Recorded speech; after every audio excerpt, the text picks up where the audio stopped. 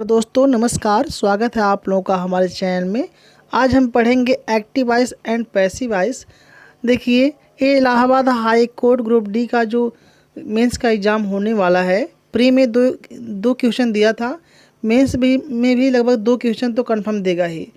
तो active voice passive voice पढ़ने से पहले ये टेंस का चार्ट है, सबसे पहले इसको पढ़ना ज़रूरी है। अगर इसके बारे में आपको जानकारी है तो active voice, passive voice and indirect और डायरेक्ट उसको आसानी से पढ़ सकते हैं। तो फिलहाल यहाँ एक्टिव वॉइस पैसिव वॉइस पढ़ना है, तो उसके लिए क्या करेंगे, टेंस का चार्ट देखेंगे पहले।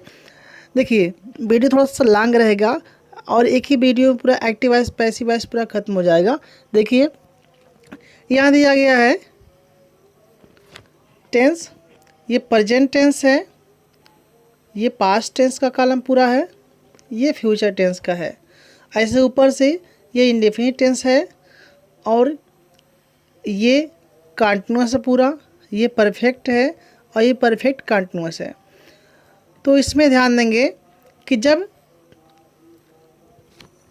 एक्टिव वॉइस से पैसिव वॉइस बनाएंगे तो अगर active voice present indefinite tense है, मतलब इस कॉलम में है, तो उसको जब पैसिव वॉइस में बनाएंगे तो उसको बनाएंगे उसके जस्ट अगले कॉलम में प्रेजेंट कंटीन्यूअस में।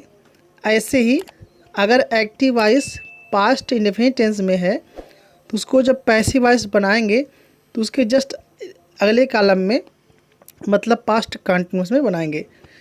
ऐसे ही अगर फ्यूचर इंडेफिनिट में है तो बनाएंगे फ्यूचर कंटीन्यूअस टेंस में। ठीक, उसके बाद देखिए, यहाँ देखिए तीर दिख रहा होगा आपको, यहाँ देखिए छोटा सा, ये बताया गया है कि एक्टिव वॉइस जिस टेंस में है तो उसको जब पैसिव वॉइस बनाएंगे तो कैसे बनाएंगे। देखिए, यहाँ आगे तीर दिया गया है इस प्रकार से, और यहाँ देखेंगे एक ऐसे घुमाया गया तीर, इसमें ये ऐसे घुमाया गया यहाँ पर है। तो इसका मतलब ये है कि अगर एक्टिव वॉइस कंटिन्यूअस में हो, चाहे वो प्रेजेंट कंटिन्यूअस हो या पास्ट कंटिन्यूअस हो, उसको जब पैसिव वॉइस में बनाएंगे तो उसी टेंस की सहायक क्रिया से बनाएंगे। इसमें क्या करना है, प्लस करना है बीइंग, बीइंग लगा देंगे। ठीक, लेकिन यहाँ ध्यान देंगे कि फ्यूचर परफेक्ट जहाँ एक क्रॉस का ऐसे बना हुआ है, कैसे क्रॉस का चिन्ह, इसका मतलब ये होता है कि यहाँ पर नहीं बनेगा। अगर एक्टिव वॉइस उसमें दिया गया है तो उसका पैसिव वॉइस नहीं बनता है। तो देखिए कहाँ कहाँ दिया गया है, एक तो यहाँ दिख रहा है कि यहाँ पर एक तीर ये है, एक यहाँ है और एक यहाँ है, मतलब इंडेफिनिट का सभी का इंडेफिनिट वो बनेगा।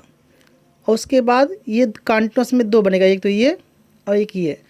और परफेक्ट में क्या है, परफेक्ट में तीनों का परफेक्ट बनता है, लेकिन किस में बनेगा, जस्ट उसके अगले कॉलम में जो दिया गया है। जैसे मान लीजिए परफेक्ट है तो बनेगा परफेक्ट कंटीन्यूअस में, चाहे वो प्रेजेंट में हो या पास्ट का हो या फ्यूचर का हो, तीनों परफेक्ट का जस्ट उसके अगले कॉलम में परफेक्ट कंटीन्यूअस में बनता है। तो इसमें बनने का मतलब सिर्फ ये है कि यहाँ जैसे यहाँ दिया गया है कि इंडेफिनिट, तो बनेगा नेक्स्ट कॉलम में। इसका मतलब ये होता है कि उसकी सहायक क्रिया लेकर बनाना है।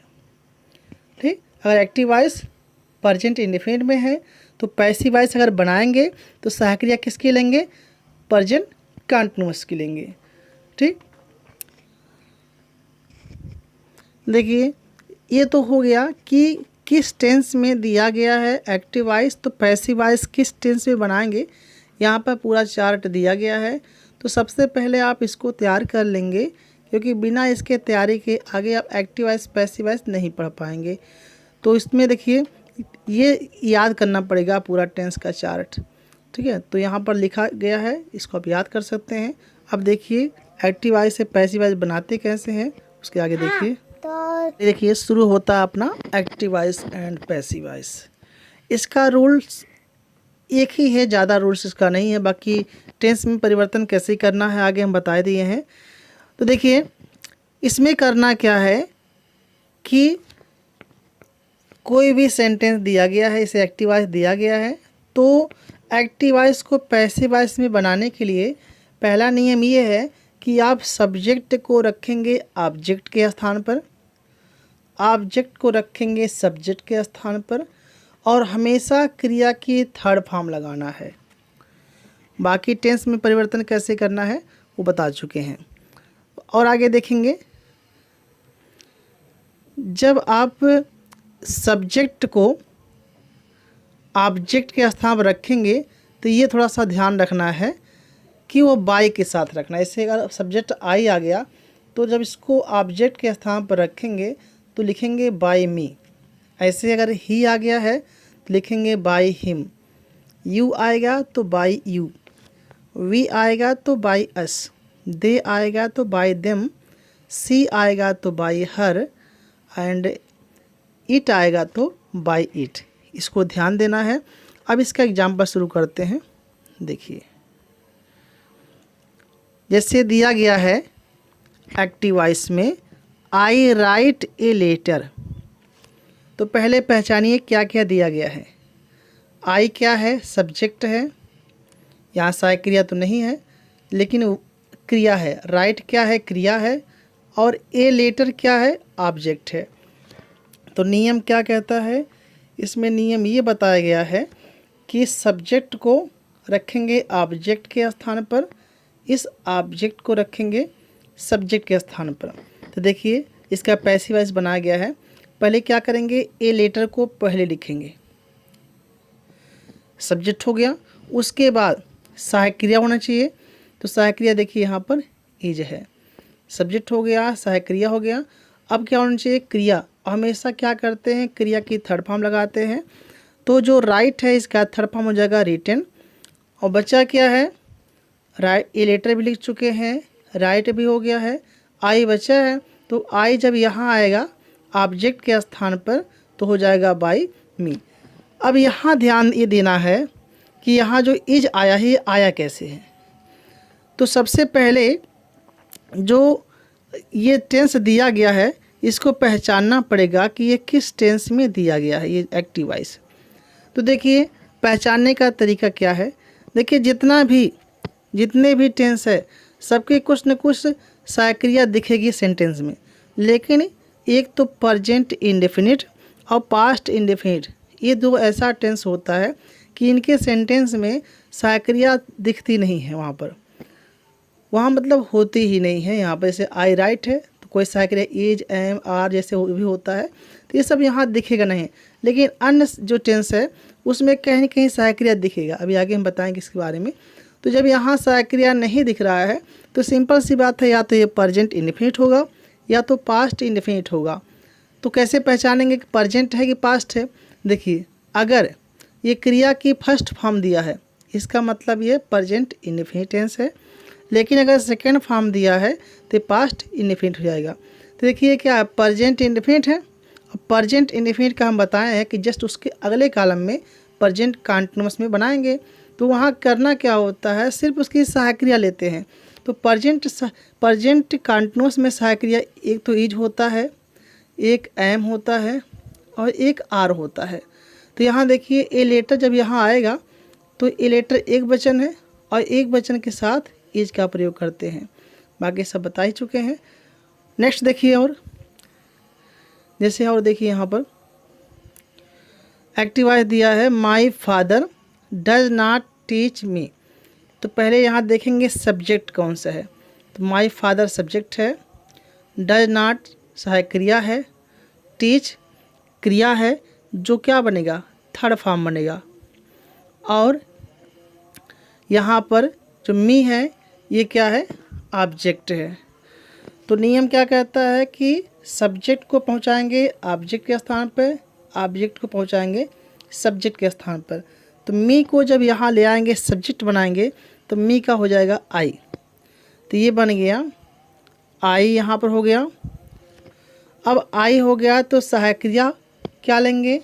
तो आई के साथ एम होगा। एम क्यों होगा? क्योंकि देखिए डज नॉट, डज का नाम आ गया, ये प्रेजेंट इंडेफिनिट है। और प्रेजेंट इंडेफिनिट में डू या डज होता है निगेटिव के लिए। अगर प्रेजेंट इंडेफिनिट है तो पैसिव वॉइस जब बनाएंगे तो बनाएंगे प्रेजेंट कंटीन्यूअस के सहायक क्रिया से, और वहाँ इज, एम, आर होता है। तो आई के साथ एम लगता है, निगेटिव है तो नॉट रहेगा ही। कर्ता हो गया, सहायक क्रिया हो गया। अब क्या होती है, सहायक क्रिया के बाद क्रिया होती है। अब क्रिया की यहाँ पर नियम ये है, क्रिया की थर्ड फॉर्म रहेगी, तो टीच का थर्ड फॉर्म हो जाएगा टाट। अब बचा क्या है, माई फादर बच्चा है, तो क्या होगा, ऑब्जेक्ट के स्थान पर आएगा। तो माई फादर जब लिखेंगे तो बाई के साथ बाई माई फादर। नेक्स्ट देखिए, हर टेंस का हम क्या कर रहे हैं कि एक या दो एग्जाम्पल लेके चल रहे हैं। इसके बाद अभी इंट्रोगेटिव बता देंगे, इम्परेटिव बता देंगे, पूरे वीडियो में बने रहिएगा। देखिए इसमें दिया गया है I wrote him a letter. अब यहाँ देखिए राइट का सेकंड फॉर्म रोट है, मतलब ये पास्ट इंडेफिनिट है, और पास्ट इंडेफिनिट है जिसको जो बनाएंगे पैसिव वॉइस में तो सहायक क्रिया किसके लेंगे, पास्ट कंटीन्यूअस, जस्ट उसके अगले कॉलम का पास्ट कंटीन्यूअस की सहायक क्रिया लेंगे। तो देखिए क्या करेंगे, इस आई को ए लेटर के स्थान पर रखेंगे, ए लेटर को आई के स्थान पर रखेंगे। तो यहाँ क्या होगा, ए लेटर होगा, सहायक क्रिया वाज, और रोट का थर्ड फॉर्म रिटन, उसके बाद हिम, और आई का क्या होगा, बाय मी। अब ध्यान देंगे यहाँ पर दो ऑब्जेक्ट है, एक तो हिम है, एक तो ए लेटर है। तो चाहे हिम से बनाएंगे या फिर ए लेटर, दोनों से बन जाएगा। देखिए अगर हिम से बनाते हैं तो हिम को पहले लाएंगे, तो हिम को ले आएंगे तो ही हो जाएगा। तो he was written a letter by, I इधर आएगा तो बाय मी। नेक्स्ट देखिए आगे दिया गया एक्टिव वॉइस में, she did not steal the books. तो सी क्या है, सब्जेक्ट है, डिड नॉट क्या है, सहायक क्रिया है, स्टील क्या है, क्रिया है जो थर्ड फॉर्म बनेगा पैसिव वॉइस में, द बुक्स क्या है, ये ऑब्जेक्ट है। तो क्या करेंगे कि सब्जेक्ट को ऑब्जेक्ट के स्थान पर, ऑब्जेक्ट को सब्जेक्ट के स्थान पर रखेंगे। तो द बुक्स पहले आएगा, ये तो लास्ट में जाएगा ही। द बुक्स हो गया, और ये डिड नॉट है तो ये पास्ट इंडेफिनिट है, सहायक क्रिया लेंगे पास्ट कंटीन्यूअस का, वहाँ वाज और वर होता है। चूँकि यहाँ द बुक्स बहुवचन है तो ये क्या हो जाएगा, वर हो जाएगा। नेगेटिव है तो नॉट रहेगा। स्टील का थर्ड फॉर्म स्टोलन, और बचा क्या है, सी, तो लास्ट में आएगा तो हो जाएगा बाई हर। नेक्स्ट देखिए फ्यूचर इंडेफिनिट का। अब इसमें दिया गया है I shall do my work. My work एक ही में है, अलग नहीं है। तो आई क्या है, सब्जेक्ट है, यहाँ शैल सहायक क्रिया है, डू क्रिया है जो आगे चल के थर्ड फॉर्म बनेगा, माई वर्क ऑब्जेक्ट है जो पहले आएगा। तो देखिए इसका जब बनाया गया है तो माई वर्क पहले हो गया, कर्ता हो गया। अब सहायक क्रिया क्या हो जाएगा, तो शैल, शैल क्या होता है, विल शैल होता है फ्यूचर इंडेफिनिट में, और आगे बताए थे तीर ऐसे करके कि अगले कॉलम में इसका पैसिव वॉइस बनेगा। तो फ्यूचर इंडेफिनिट के बाद बनता है फ्यूचर कंटीन्यूअस, और फ्यूचर कंटीन्यूअस में सहायक क्रिया विल भी और शैल भी होता है। तो माई वर्क के साथ हो जाएगा विल भी, उसके बाद सब्जेक्ट हो गया, सहायक क्रिया हो गया। अब क्या होगा, क्रिया, अब क्रिया जो होगी वो क्या होगा, उसका थर्ड फॉर्म होगा। तो डू का हो जाएगा डन, उसके बाद आई बच्चा है तो बाई मी हो जाएगा। एक और देखिए फ्यूचर का, we shall never teach them. तो यहाँ देखेंगे वी क्या है, आपका सब्जेक्ट है, शैल क्या है, सहायक क्रिया है, और यहाँ नेवर तो नॉट है, टीच क्या है, वर्ब है जो थर्ड फॉर्म बन जाएगा, देम क्या है, ऑब्जेक्ट है जो पहले आएगा सब्जेक्ट के स्थान पर। तो देम का हो जाएगा दे, देम का सब्जेक्टिव फॉर्म होता है दे, तो पहले सब्जेक्ट लिखेंगे तो आ जाएगा। देखिए ये हो गया दे हो गया, और दे विल नेवर बी, ध्यान रखेंगे यहाँ पर नेवर मतलब नॉट है, तो हमेशा विल और बी के बीच में ही नॉट या नेवर रहता है। तो दे हो गया, विल नेवर बी, और टीज का थर्ड फॉर्म हो जाएगा टीज, उसके बाद वी था तो यहाँ आके हो गया बाई अस। ये इंडेफिनिट हो गया, प्रेजेंट इंडेफिनिट हो गया, पास्ट इंडेफिनिट हो गया, और फ्यूचर इंडेफिनिट हो गया। अब आगे देखते हैं कंटिन्यूअस में। तो प्रेजेंट कंटिन्यूअस, तो प्रेजेंट कंटिन्यूअस में देखते हैं दिया गया है वी आर राइटिंग एन एस्से। तो वी क्या है, ये सब्जेक्ट हो गया आपका। आर क्या है, सहायक क्रिया हो गया। राइटिंग वर्ब है, क्रिया है जिसका थर्ड फॉर्म लिखेंगे पैसिव वॉइस बनाते वक्त। एन एस से क्या है, ऑब्जेक्ट है जो सब्जेक्ट के स्थान पर रहेगा। तो अब बनाएंगे, देखिए एन एस से पहले आएगा, सब्जेक्ट हो गया। उसके बाद आर दिया है, तो यहाँ ध्यान देंगे कि कॉन्टिन्यूअस में अगर दिया गया है तो कॉन्टिन्यूअस का घुमाए थे ऐसे तीर कि कॉन्टिन्यूअस का कॉन्टिन्यूअस में बनेगा, बस यहाँ एक नया वर्ड जुड़ जाएगा, बीइंग, BEING, बीइंग। तो क्या करेंगे, एन एस से, तो उसी की सहायक क्रिया लेंगे। तो इज एम आर होता है, तो एन एस से मतलब एक वचन है, एक वचन के लिए क्या होता है, इज, उसके साथ क्या होगा, बीइंग। एन एस से इज बीइंग सब्जेक्ट हो गया, सहायक क्रिया हो गया। अब क्या होना चाहिए, क्रिया, हमेशा क्रिया क्या होती है, थर्ड फॉर्म होती है। तो यहाँ राइटिंग राइट है, राइट का आईएनजी फॉर्म है, तो राइट का थर्ड फॉर्म रिटन हो गया। बचा क्या, वी, वी लास्ट में आएगा तो जाएगा बाई अस। ठीक, अब आगे देखिए, नेक्स्ट देखिए एक और है, the girls are not singing a song. The girls क्या है, सब्जेक्ट है। आर नॉट क्या है, सहायक क्रिया। सिंगिंग क्या है, वर्ब है, इसी का बनाएंगे थर्ड फॉर्म। ये सॉन्ग क्या है, ऑब्जेक्ट है जो सब्जेक्ट बनेगा लास्ट में आके यहाँ पर। तो देखिए कैसे बनाया गया है, ये सॉन्ग पहले आ गया। अब ये प्रेजेंट कंटिन्यूअस है, तो उसी की सहायक क्रिया फिर से लेंगे क्योंकि उसका उसी में बनता है। तो ये सॉन्ग एक वचन है तो इज रहेगा, नेगेटिव है तो नॉट रहेगा, और बीइंग रहेगा ही चूँकि उसी में बन रहा है तो बीइंग का प्रयोग करना होता है। अब उसके बाद सब्जेक्ट हो गया, सहायक क्रिया हो गया। अब क्या होना चाहिए, क्रिया, वो भी क्रिया की थर्ड फॉर्म। तो सिंगिंग, इस सिंग का आईएनजी फॉर्म है, तो सिंग, सेंग, संग, थर्ड फॉर्म हो जाएगा संग। बचा क्या है, द गर्ल्स, तो जब ये लास्ट में आएगा ऑब्जेक्ट के स्थान पर तो बाय द गर्ल्स। अब इसके बाद देखिए पास्ट कंटिन्यूअस का आ गया। देखिए he was not speaking the truth.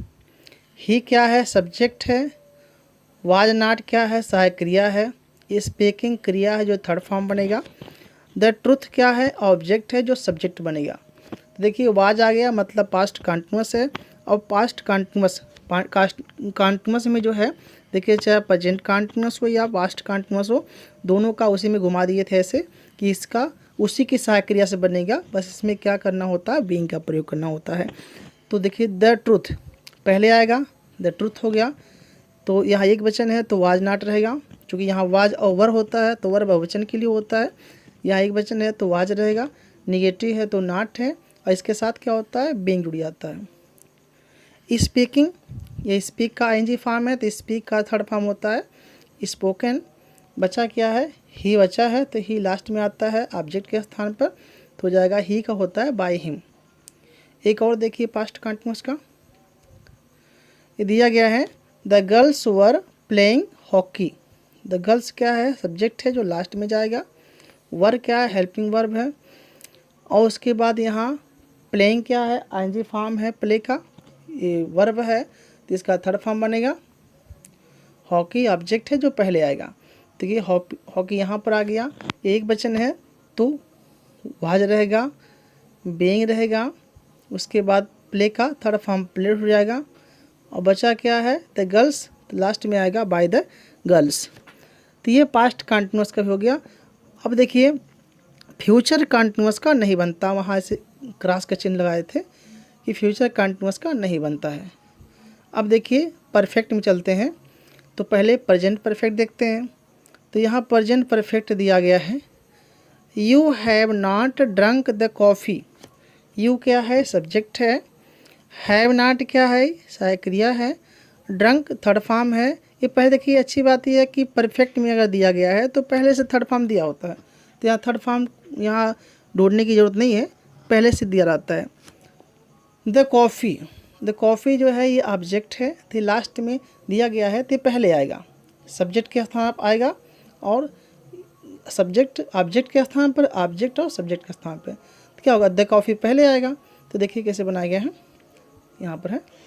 तो ये देखिए द कॉफ़ी उसके बाद ये परफेक्ट में है तो उसमें तीर ऐसे बताया गया होगा कि ये परफेक्ट कंटिन्यूअस जस्ट उसके अगले कॉलम में बनेगा। तो परफेक्ट कंटिन्यूअस में होता है हैज़ बीन और हैव बीन। चूँकि द कॉफ़ी यहाँ एक वचन में है इसलिए क्या होगा, हैज़ बीन होगा। चूँकि निगेटिव में दिया गया है तो बीच में नॉट रहेगा। The coffee has not been, उसके बाद सब्जेक्ट हो गया तो सहायक क्रिया हो गया। इसके बाद क्या होना चाहिए, क्रिया की थर्ड फॉर्म। तो थर्ड फॉर्म पहले से दिया गया था तो थर्ड फॉर्म ढूंढने की जरूरत नहीं है, ड्रंक हो गया। उसके बाद बचा क्या, वहाँ पर यू था तो यू का बाई यू ही होता है। अब देखिए इसके बाद दिया गया है ये हैड है तो पास्ट परफेक्ट का है। दे क्या है, सब्जेक्ट है। हैड नॉट सहायक क्रिया है। लुक्ड इनटू ये वर्ब है। और दिस मैटर ये क्या है, ऑब्जेक्ट है। दिस मैटर पहले आएगा, दिस मैटर हो गया। उसके बाद हैड है तो हैड बीन हो जाएगा। निगेटिव है तो had not been. Looked into third form पहले दिया है तो वही रहेगा। बचा क्या, दे है तो दे बाद में आएगा तो हो जाएगा बाई देम हो जाएगा। ठीक, अब आगे देखिए एक और इसमें है, he had cut all the trees. He subject है, हैड सहायक क्रिया है, कट वर्ब है, ऑल द ट्रीज क्या है, ऑब्जेक्ट है। तो ऑब्जेक्ट पहले आएगा सब्जेक्ट के स्थान पर, ऑल द ट्रीज हो गया। उसके बाद अब सहायक क्रिया रहेगा, सहायक क्रिया हैड बीन होगा। तो यहाँ चाहे एक वचन हो या बहुवचन हो, एक ही चूँकि एक ही सहायक क्रिया होता है इसमें, इसलिए सबके साथ हैड का ही प्रयोग करना है या हैड बीन का प्रयोग करना है। उसके बाद क्रिया cut, cut cut cut, first second third तीनों में कट कट कट, तीनों फॉर्म सेम होता है। बचा क्या है, ही है तो ही लास्ट में आएगा तो बाई हिम। उसके बाद देखिए फ्यूचर परफेक्ट का, तो फ्यूचर परफेक्ट में क्या है, she will have finished her work. She क्या है, सब्जेक्ट है, विल हैव ये सहायक क्रिया है, फिनिश्ड वर्ब है, हर वर्क ऑब्जेक्ट है। तो ये पहले आएगा तो her work will have been हो जाएगा, फिनिश्ड उसके बाद सी का हो जाएगा बाई हर। अब देखिए अब तक जो था वो सिंपल में था, अब इंट्रोगेटिव में अगर आएगा तो क्या करेंगे। तो देखिए एक्टिव वॉइस में सहायक क्रिया पहले दिया है इंट्रोगेटिव में, फिर सब्जेक्ट है, फिलहाल नॉट भी यहाँ पर दिया गया है, हेल्प अस। अब इसमें कुछ नहीं करना है, नियम सब वही है, बस ये ध्यान रखना है कि सहायक क्रिया जैसे यहाँ पहले है वैसे पैसिव वॉइस में सहायक क्रिया पहले होगा। तो देखिए सब्जेक्ट के स्थान पर ऑब्जेक्ट, ऑब्जेक्ट के स्थान पर सब्जेक्ट। तो यहाँ अस दिया गया है तो अस यहाँ आएगा सब्जेक्ट के स्थान पर, तो अस का सब्जेक्टिव फॉर्म वी होता है। ठीक, तो देखिए डज दिया है इसका मतलब प्रेजेंट इंडेफिनिट दिया है, तो सहायक क्रिया किसका लेंगे, जस्ट उसके अगले कॉलम का, प्रेजेंट कंटिन्यूअस का। तो प्रेजेंट कंटिन्यूअस में इज एम आर होता है, वी के साथ होता है आर, तो वी के साथ आगे आर ने लगा के इसके पहले लगाना है। चूँकि जैसे यहाँ सहायक क्रिया पहले दिया गया है वैसे सहायक क्रिया यहाँ भी पहले होना चाहिए। बस आर वी नॉट अपने स्थान पर रहेगा। अब देखिए हेल्प बचा है तो हेल्प का थर्ड फॉर्म हेल्प्ड। अब क्या है, ही को ले आएंगे ऑब्जेक्ट के स्थान पर, ही यहाँ आएगा तो हो जाएगा बाय हिम। देखिए यहाँ क्वेश्चन मार्क है तो यहाँ भी क्वेश्चन मार्क होना चाहिए। तो हमेशा ऐसे करना है, कोई भी टेंस हो, जैसे सहायक क्रिया यहाँ पहले है जिसमें वो बनेगा सहायक क्रिया उसका भी उस लगाना है। ठीक, अब आगे देखिए आगे दिया गया है who makes a noise in the room. अब यहाँ हु ये बहुत बेसिक ध्यान देना इस पर, देखिए ये इम्पोर्टेंट भी है। हु जब दिया रहेगा तो यहाँ पहले ही बाय हुम कर देना है। ये देखिए मेक ए नॉइज, तो मेक ए नॉइज मैंने शोर करना होता है इन द क्लास में, तो फिलहाल उसको इन द, चूँकि यहाँ पर सॉरी यहाँ पर इन द रूम है तो इन द रूम अपने स्थान पर रहेगा, लास्ट में रहेगा। पहले बाय होम करना है, उसके बाद सहायक क्रिया, तो मेक्स में यस या यस लगा है, प्रेजेंट इंडेफिनिट है, सहायक क्रिया लेंगे प्रेजेंट कंटिन्यूअस का, तो इज एम आर होता है तो यहाँ लेंगे इज।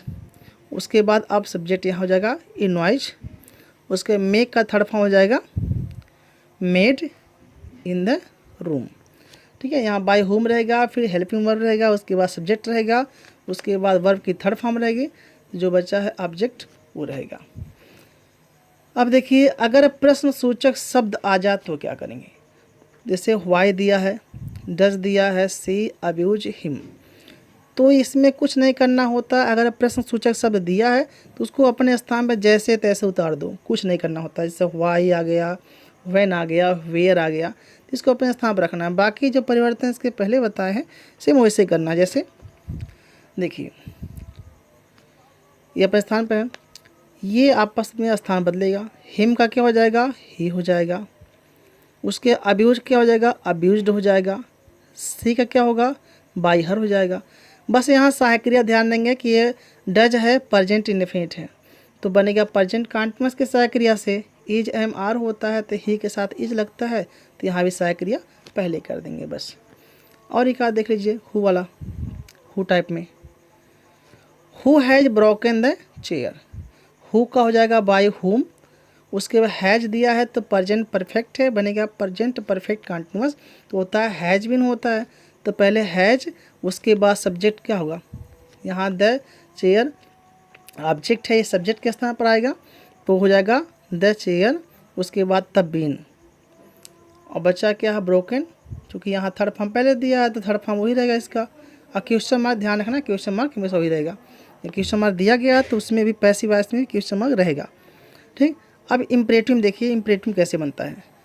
तो इम्परेटिव में जो है एक एक सेंटेंस लेकर आए हैं। देखिए अगर ऑर्डर आ गया तो लेट का प्रयोग करना है, लेट, उसके बाद object, let the door. Be का प्रयोग किया जाता है, उसके बाद क्रिया की third form, let the door be open. Open the door दिया है, ऑर्डर का आया यहाँ पर, तो ऑर्डर आएगा तो late the door be open हो जाएगा। इसके बाद देखिए अगर एडवाइस आता है तो क्या करना होता है, जैसे दिया रिस्पेक्ट योर एल्डर्स, तो यहाँ जो ऑब्जेक्ट है वो सब्जेक्ट बन जाएगा, योर एल्डर्स हो जाएगा। यहाँ शुड बी का प्रयोग करना होता है और क्रिया की थर्ड फॉर्म। ठीक, तो ये देखिए इसमें रिस्पेक्ट योर एल्डर्स में your elders should be respected. यहाँ क्या होता है कि लेट और बी का प्रयोग करना होता है। अगर एडवाइस आता है तो यहाँ शुड बी का प्रयोग करना होता है और क्रिया की थर्ड फॉर्म रहेगी ही। और देखिए अगर रिक्वेस्ट का भावबोध होता है तो क्या करेंगे, तो यहाँ हमेशा यू आर रिक्वेस्टेड करेंगे। जैसे काइंडली हेल्प मी, तो काइंडली या प्लीज आएगा तो ये रिक्वेस्ट का भावबोध करता है। रिक्वेस्ट के भाव में क्या करते हैं, यू आर रिक्वेस्टेड पहले ही पूरा करेंगे, बाकी जो दिया गया प्लीज या काइंडली उसको हटा के टू लिखेंगे। उसके बाद बच्चा क्या है उसको लिख देंगे हेल्प मी। जैसे काइंडली हेल्प मी तो हो जाएगा you are requested to help me. ठीक, अब देखिए कुछ एक्सरसाइज यहाँ पर है, प्रैक्टिस सेट है, ज़्यादा नहीं 2-3 है मुश्किल से। तो देखिए इसमें एग्जाम में कैसे पूछता है उसको बताने लिए इसको प्रैक्टिस यहाँ दिए हैं। देखिए जैसे दिया गया है वी नेवर टोल्ड ए लाई। अब कौन सा ऑप्शन सही है, तो सबसे पहले जो गलत है उसको चूज करते हैं। देखिए टोल्ड दिया है मतलब टेल का सेकंड फॉर्म है, ये पास्ट इंडेफिनिट है, तो बनेगा पास्ट कंटीन्यूअस की सहायक क्रिया से। पहले सेंटेंस देखिए पास्ट कंटीन्यूअस की सहायक क्रिया वाज होता है और वर होता है। तो देखिए इसमें इज दिया है तो पहला ही गलत हो गया। दूसरे में क्या होता है कि सिर्फ वाज होता है, बीइंग का प्रयोग नहीं रहेगा, क्योंकि बीइंग का प्रयोग तब करेंगे जब कंटीन्यूअस में दिया है और कंटीन्यूअस में ही बनाएंगे। ये किस में दिया है, इंडेफिनिट में दिया है, कंटीन्यूअस में बना रहे हैं, इसलिए ये भी गलत हो जाएगा। उसके बाद देखिए a lie was being told by we, ये वी है ना, वी जब यहाँ आता है तो अस हो जाता है, इसलिए ये भी गलत हो जाएगा। तो क्या है ऑप्शन नंबर डी सही है, a lie was told by अस। यहाँ देखिए ये भी ऑप्शन गलत ही है, क्योंकि नेवर का प्रयोग यहाँ पर किया गया है, तो नेवर यहाँ पर रहेगा, वाज के बाद रहेगा नेवर। ठीक है, यहाँ पर रहेगा नेवर, अब सही है। A lie was never told by us. Next देखिए एक दूसरा दिया गया ए थीफ किल्ड 2 स्टूडेंट्स, तो क्या होगा, ये तो सब्जेक्ट है, 2 स्टूडेंट्स ऑब्जेक्ट है, आपस में बदलेंगे। और किल्ड सेकंड फॉर्म है, इसका मतलब ये पास्ट इंडेफिनिट है, बनाएंगे पास्ट कंटीन्यूअस के सहायक क्रिया से। देखिए 2 स्टूडेंट्स पहले जब आएगा तो 2 स्टूडेंट्स बहुवचन है, तो यहाँ पर क्या होगा, बहुवचन के सहायक क्रिया वर रहेगा, तो पहले ही गलत हो गया। दूसरे में 2 स्टूडेंट्स वर, ये सही है, किल्ड बाई ए थीफ। देखिए 2 students were killed by a thief, तो सही लग रहा है, देखते हैं आगे चेक करते हैं ऑप्शन। 2 स्टूडेंट्स आर दिया है तो ये गलत हो जाएगा। केवल जो ऑप्शन गलत दिया उसको क्यों ढूंढिए, बाकी सही तो मिल जाएगा अपने आप। 2 students killed by a thief, ये तो सेम दे दिया, मतलब ये भी गलत है, अर्थात ऑप्शन नंबर बी ये सही होगा। एक और दिया गया, बस लास्ट देखिए, does he not help us. तो देखिए ये क्वेश्चन मार्क वाला है तो क्वेश्चन मार्क सब में होना चाहिए, यहाँ क्वेश्चन मार्क नहीं है तो पहले गलत हो गया। डज है प्रेजेंट इंडेफिनिट है तो बनेगा प्रेजेंट कंटीन्यूअस की सहायक क्रिया से जिसमें इज एम आर होता है। तो देखते हैं, अस यहाँ आएगा तो हो जाएगा वी, और वी के साथ आर होता है, तो फिलहाल यहाँ भी दिया है आर, यहाँ भी दिया है और यहाँ भी दिया है, तो ये तो गलत पहले हो गया। और यहाँ सहायक क्रिया पहले यहाँ दिया है तो सहायक क्रिया यहाँ भी पहले होना चाहिए, लेकिन सहायक क्रिया नहीं दिया, इसका मतलब यही गलत हो जाएगा, 2 गलत हो गया। उसके बाद देखिए और गलत करिए, देखते हैं डी चेक करते हैं एक बार, आर दिया सही है, we not helped by him, ये तो सही लग रहा है। पहला चेक करते हैं, आर वी नॉट बीइंग दे दिया, बीइंग इसमें होता नहीं है तो ये गलत हो गया, इसलिए ऑप्शन नंबर जो डी दिया है इसमें डी सही होगा। तो इस प्रकार से एग्ज़ाम में ऐसे ही पूछता है, ऐसे पूछेगा भी, 2 नंबर तो फिक्स रहेगा आप लोगों का, इसमें निश्चित रूप से 2 number active voice passive wise कर देगा ही, डायरेक्ट के भी 2 नंबर देगा, उसकी वीडियो आगे इसके बाद हम बना देंगे।